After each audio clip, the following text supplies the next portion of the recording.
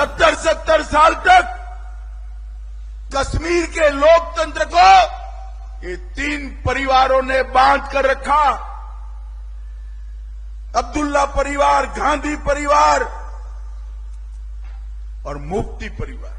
हमारे देश की संसद पर हमला जिसने करवाया, वो अफजल गुरु को फांसी देनी चाहिए थी या नहीं देनी चाहिए?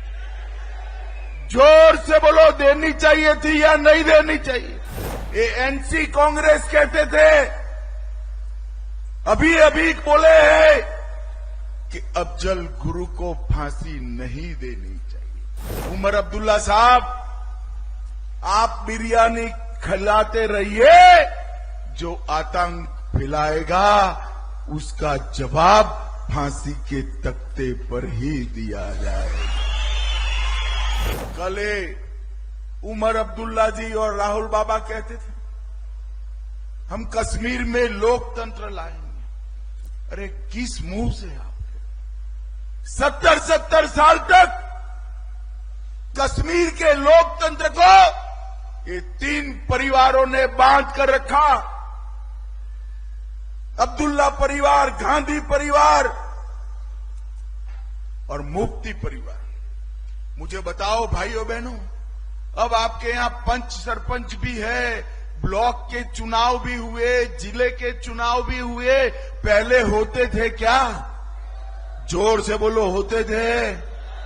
मोदी जी ने 40,000 जनप्रतिनिधियों को लोकतंत्र का फायदा पहुंचाने का काम हमारे नेता नरेंद्र मोदी, ये 3 परिवारों ने अपने चट्टे बट्टे को टिकटें देकर सिर्फ 87 विधायक बनाए।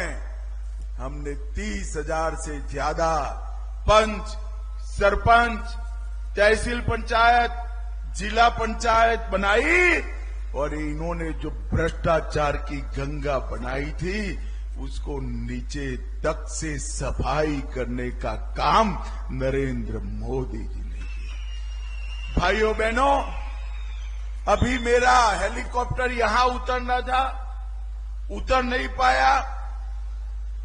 मैं उधमपुर उतर कर आया। ड्राइवर साहब ने कहा मुझे कि 32 किलोमीटर है साहब। मैंने बोला मर गए, 32 किलोमीटर है तो कम से कम 1 घंटा लगेगा, मगर 25 मिनट में मैं आपके सामने आकर भाषण। दिल्ली और गुजरात जैसी सड़कें ये पहाड़ियों की चोटी पर बनाने का काम हमारे नेता नरेंद्र मोदी ने किया। मैं एक और बात चनैनी वालों आपको पूछना चाहता हूं, हमारे देश की संसद पर हमला जिसने करवाया, वो अफजल गुरु को फांसी देनी चाहिए थी या नहीं देनी चाहिए? जोर से बोलो, देनी चाहिए थी या नहीं देनी चाहिए? ये एनसी कांग्रेस कहते थे, अभी अभी बोले हैं कि अफजल गुरु को फांसी नहीं देनी चाहिए। उमर अब्दुल्ला साहब, आप बिरयानी खिलाते रहिए, जो आतंक फैलाएगा उसका जवाब फांसी के तख्ते पर ही दिया जाएगा। ये पत्थरबाजों को छोड़ना चाहते हैं, टेररिस्टों को छोड़ना चाहते हैं। मैं आज बता देता हूं, ये ख्वाब छोड़ दीजिए उमर अब्दुल्ला जी, किसी को छोड़ने का काम आपका नहीं है, अदालतों का है। और हमने धाराएं ऐसी लगाई है कि अब कोई पत्थर चलाने की हिम्मत नहीं करता, हिम्मत नहीं। भाइयों बहनों, आज मैं यहां आया हूं तब भारत के पूर्व गृह मंत्री हमारे शिंदे साहब अभी अभी महाराष्ट्र में एक जगह पे बोले कि मैं देश का गृह मंत्री तो था, परंतु मुझे लाल चौक जाने में डर लगता था। इस देश का पूर्व गृह मंत्री कहता है कि मैं गृह मंत्री था और लाल चौक जाने में डर लगता था। कोई बात नहीं, आप डरते थे, कोई बात नहीं।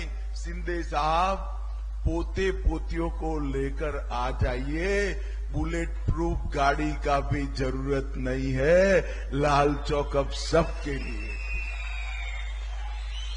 लाल चौक में तिरंगा फहराने के लिए संघर्ष करना पड़ता था।